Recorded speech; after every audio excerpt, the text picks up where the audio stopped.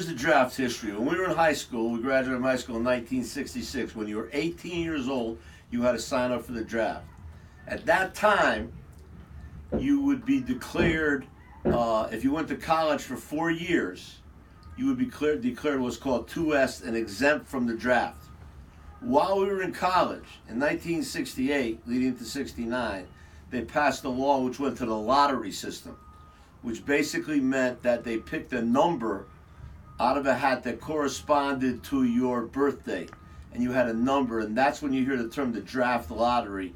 That's when we were I was a senior in high school, senior in college when that happened.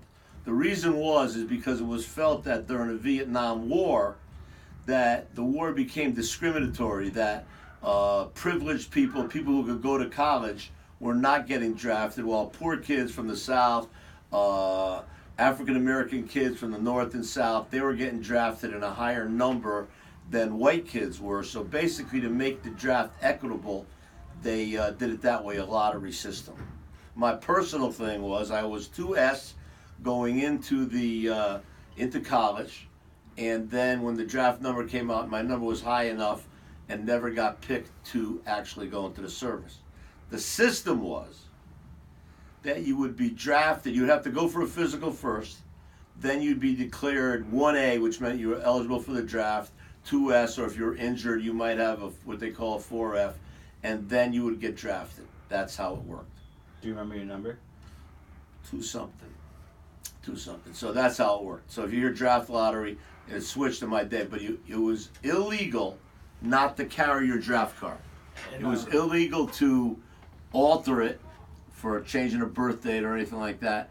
And it was also because it became a very big thing in the anti-war protest to burn your draft card.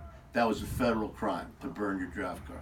You see some video of that in the late 60s, especially 68, burning your draft card. I assume it's good. I have one more question. I assume you had friends that went to the draft, though, right? I had friends that went to Vietnam. Yeah, I had plenty of friends that were drafted. What happened back then, like if you went to college and, like I had a bunch of friends from East Haven that failed out, and they got drafted right away, or you had to join.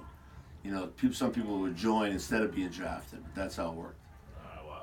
All right, well, Rick, somebody's here to talk to you, so thank you, Mr. Murphy.